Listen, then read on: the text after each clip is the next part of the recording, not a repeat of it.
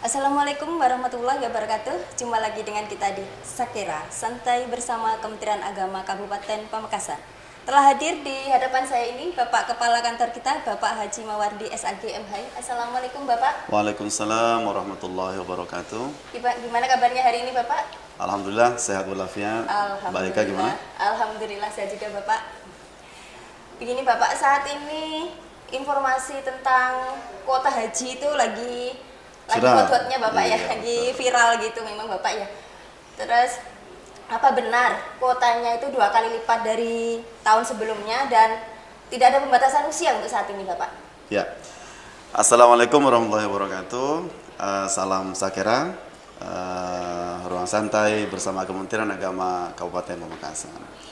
Alhamdulillah hari ini kita bisa berkomunikasi lagi lewat forum podcast Kementerian Agama Kabupaten Pamekasan bersama Mbak Ika ya. Ini memang sedang lagi viral nih Mbak Ika. Jadi banyak WhatsApp, banyak permintaan informasi terkait dengan bagaimana pemberangkatan jemaah haji tahun 2022. Terus kemudian kuotanya bagaimana, terus kemudian yang usia lanjut tuh, yang kemarin tidak bisa berangkat apa enggak? Itu harapannya masyarakat. Ya, itu sedang banyak pertanyaan ke WA kami. Oleh karena itu kami informasikan bahwa setelah melakukan kesepakatan dengan Menteri Haji dan Umroh, Gus Menteri kita, Gus Yakut Holil Komas itu kemudian mendapatkan, kalau boleh kita bilang, anugerah yang sangat luar biasa. Jadi dari kesepakatan itu kuota haji kita ini bertambah 2 kali lipat menjadi 221.000. Nah, ini sangat luar biasa. Ya. Dan yang paling penting lagi, ini pemberlakuan pembatasan usia. Kalau dulu 65 tahun ke atas tidak boleh berangkat, lah hari ini tahun 2023 ini insya Allah berangkat semua. Jadi normal seperti sebelum kondisi pandemi. Ini sebuah anugerah yang sangat luar biasa. Itu sangat besar harapan masyarakat itu Bapak. Betul.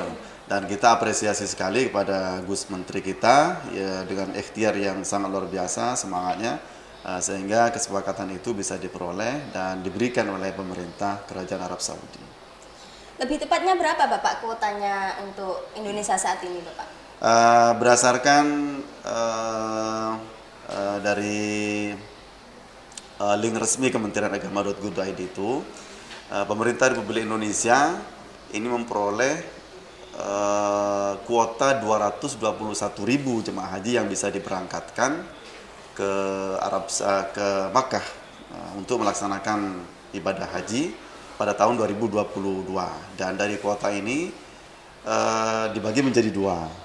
Ada yang haji reguler, terus kemudian ada yang haji khusus, dan ada juga yang kuota khusus untuk petugas. Gitu, Bapak. Jadi kalau boleh dirinci nih, untuk yang haji reguler, secara data kita diberikan porsi 203.320 jemaah haji reguler. Nah, sedangkan sisanya sejumlah 17.680 ini diberikan untuk jemaah haji khusus. Dan untuk petugas kita diberikan jatah kuota sebesar 4.200. Ini sangat luar biasa. Ya. Di antara berarti ada dibagi 2 Bapak ya? Ya. Dibagi haji reguler dan haji khusus haji gitu khusus, Bapak ya? Betul. Untuk porsi lansia nanti ada porsi susulan atau memang sudah include di porsi reguler itu Bapak? Untuk haji reguler itu Bapak? Gitu. Ya termasuk itu. Jadi kuota 221.000 itu include semuanya. Ya dalamnya ada haji khusus dan ada lansia juga. Jadi tidak ada pembatasan usia. Jadi semuanya masuk pada kuota yang 221.000 itu. Jadi include semuanya itu Pak Eka. Include semuanya Bapak. Betul.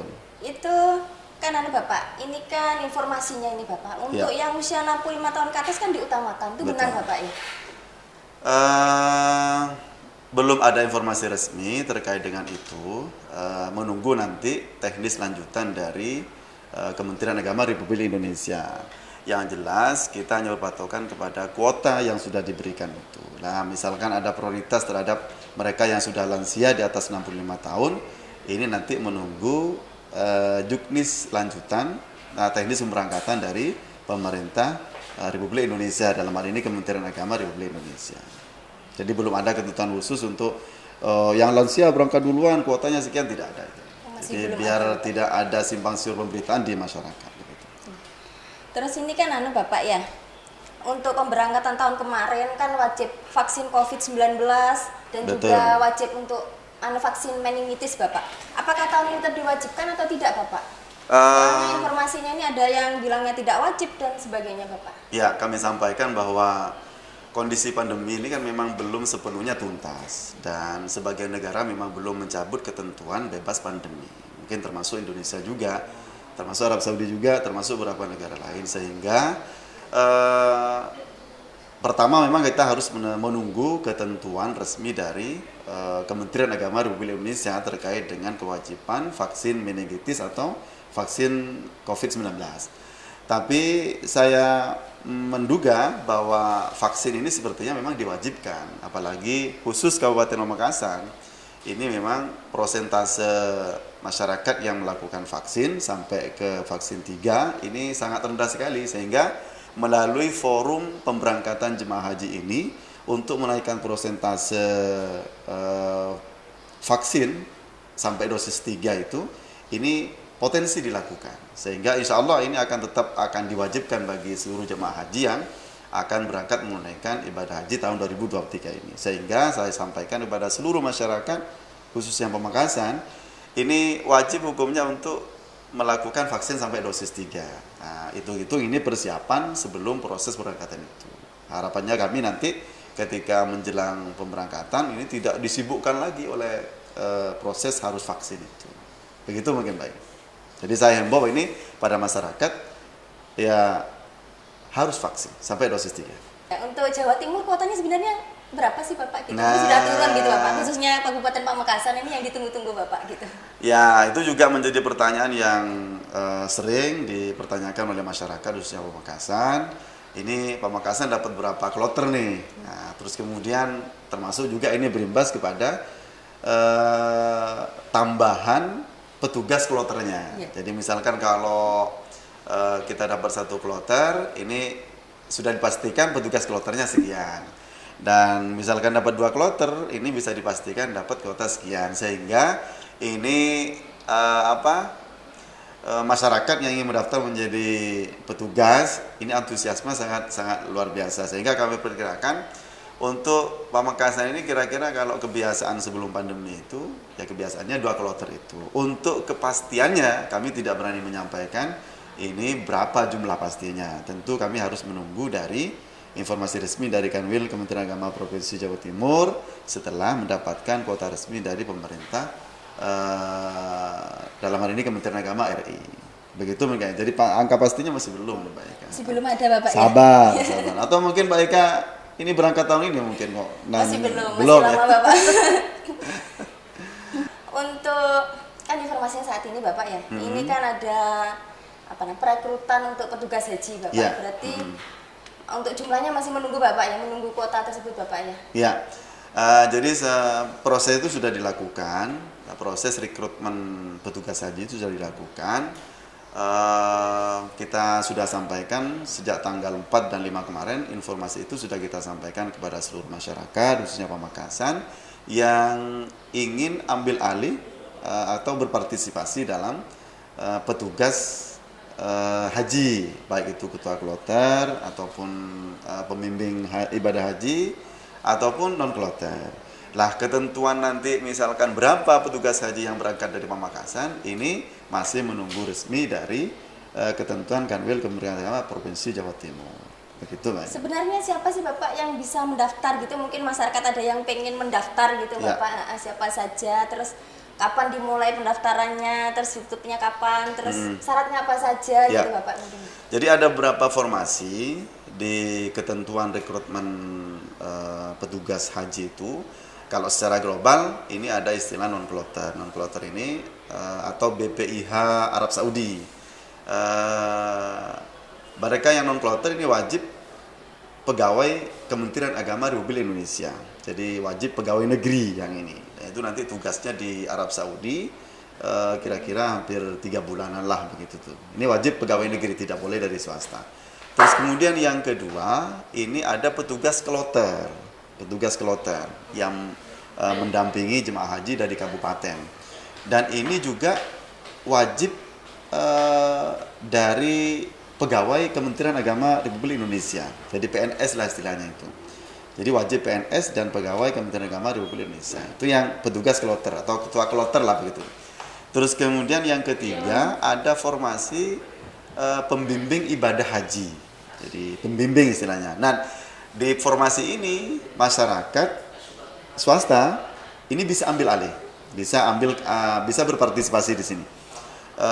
Bisa mendaftar, bukan berarti lolos sebenarnya, bisa mendaftar. Dan kami persilakan kepada masyarakat yang pernah haji, karena syaratnya harus berhaji nih, gitu. ya, karena untuk bimbing ibadah haji. Harus pernah berhaji berarti Bapak? Harus berhaji, ini syaratnya itu mutlak, tidak boleh yang tidak haji. Berarti untuk BPIH tidak wajib berhaji, tapi untuk ketua kloter pun juga tidak wajib. Tidak wajib, cuma diutamakan. Gitu, diutamakan. Bapak, ya. Dan yang paling penting itu dari PNS kalau yang ketua kloter. Kalau yang pembimbing haji ini tidak harus PNS, dari pihak swasta, akademisi juga bisa, tokoh masyarakat juga bisa, ormas juga bisa. Yang penting pernah melaksanakan ibadah haji. Nah, ini bisa mendaftar, silakan mendaftar. Dan insya Allah ini akan ditutup pada hari Jumat besok, tanggal kalau tidak salah tanggal 13 Januari 2023. Nah, silakan, masih ada waktu selama 2 hari ini dimanfaatkan sepenuhnya untuk melakukan pendaftaran petugas haji dari formasi pembimbing ibadah haji. Nah, untuk yang keempat ini ada formasi TKHI, ini sudah menjadi ranahnya Dinas Kesehatan. Begitu mungkin Mbak Eka yang bisa kita informasikan terkait dengan rekrutmen petugas haji. Oke? Di depan tadi kan Bapak menjelaskan bahwa kuota kita itu dibagi 2, yaitu kuota untuk haji reguler dan haji khusus gitu Bapak. Betul. Kan kita di masyarakat ini kan ada orang yang awam, sebenarnya apa sih itu haji reguler dan itu apa sih haji khusus atau haji plus gitu mungkin Bapak ya? Ya. Nah, terus mekanisme bagaimana sih Bapak mekanisme pendaftarannya gitu Bapak? Haji khusus. Haji khususnya. Ya, kami sampaikan terkait dengan haji khusus ini sudah diatur sesuai dengan PMA nomor 11 tahun 2017 itu terkait dengan haji khusus.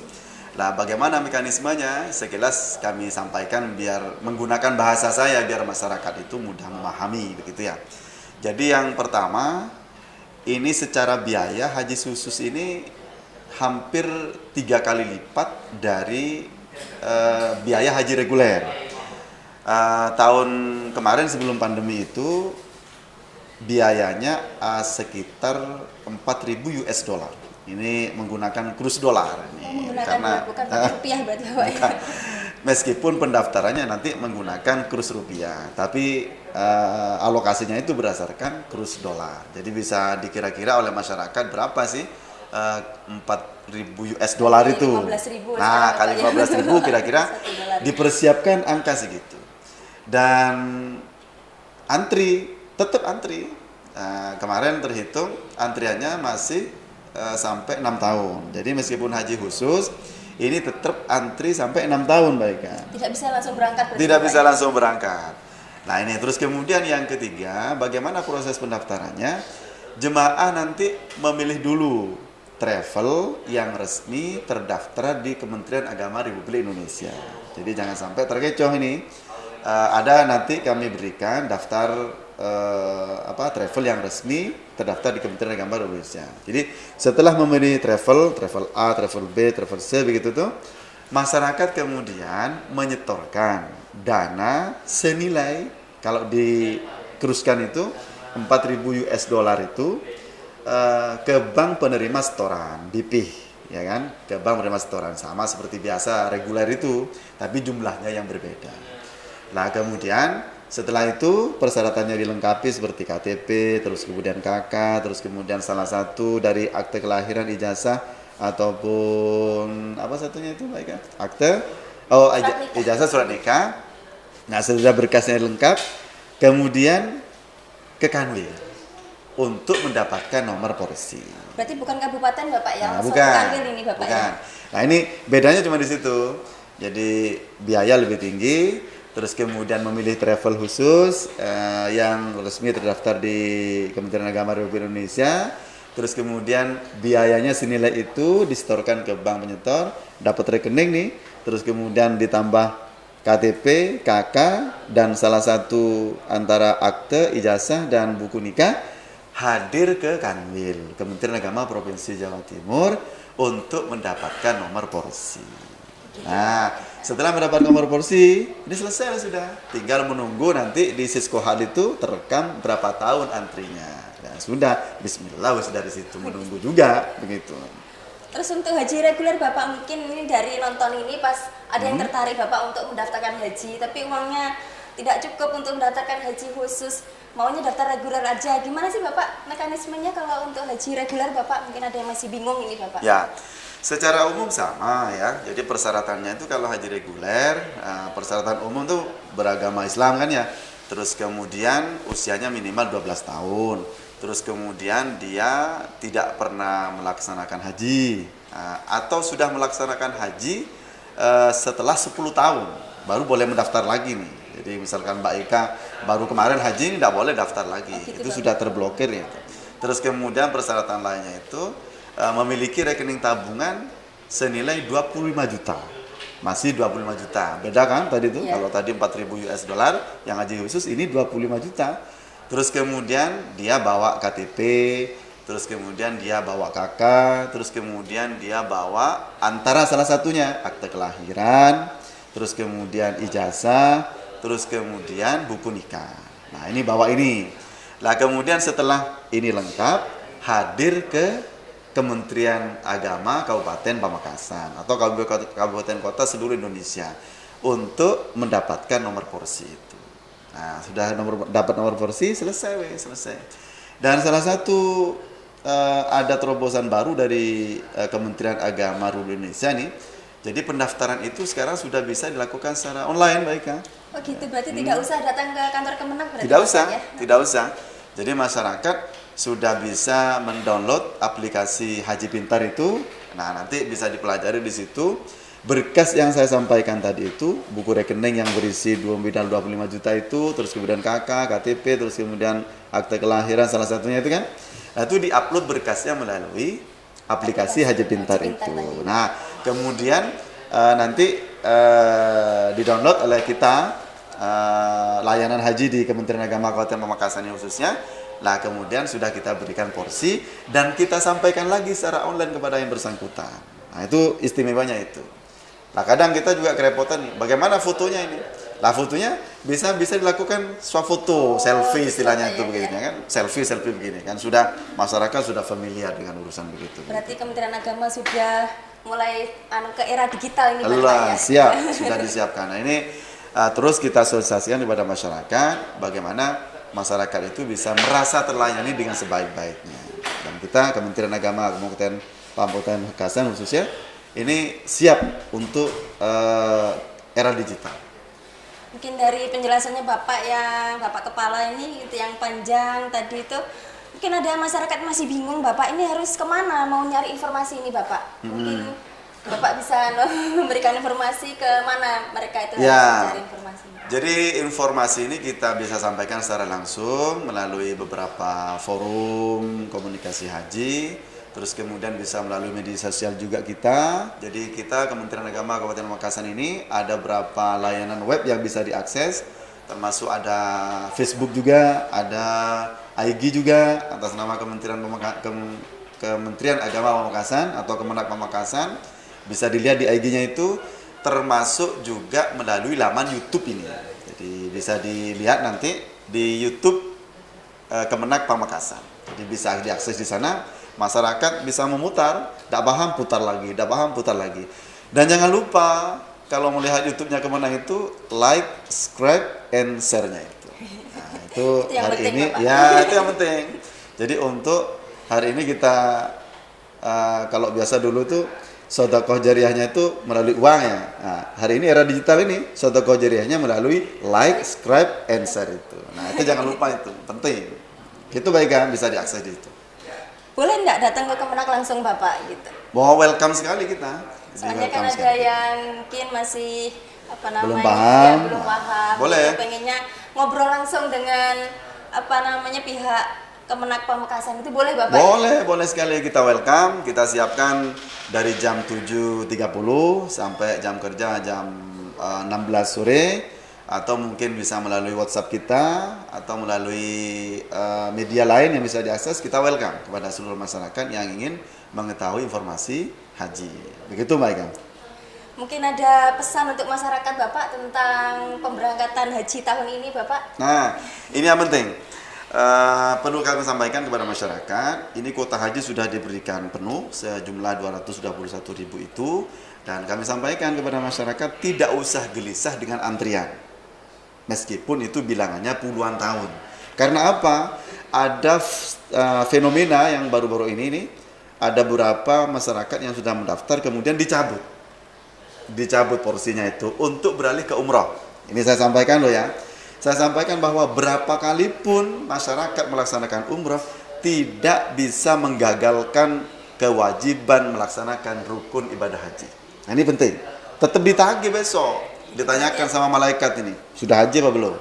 Oh iya, kemarin dicabut tapi Pak, itu tetap diminta itu besok. Oleh karena itu, berapa kali pun masyarakat melaksanakan umroh tidak bisa menggagalkan kewajiban melaksanakan ibadah haji. Nah, ini penting sebagai closing statement saya. Sehingga kami harapkan pada masyarakat, bagi yang melaksanakan umroh, silakan melaksanakan umroh. Dan bagi yang sudah mendaftar porsi haji, jangan mencabut daftar porsi hajinya itu sebagai syarat kita untuk melaksanakan ibadah haji. Berarti rukun Islam yang nomor 5 tetap wajib dilaksanakan meskipun kita ini mau umroh gitu, betul? Betul. Jadi berapa kali pun umroh tidak bisa menggagalkan kewajiban ibadah haji. Terima kasih Bapak telah hadir di podcast kita kali ini. Wassalamualaikum warahmatullahi wabarakatuh. Salam Sakira. Wassalamualaikum warahmatullahi wabarakatuh.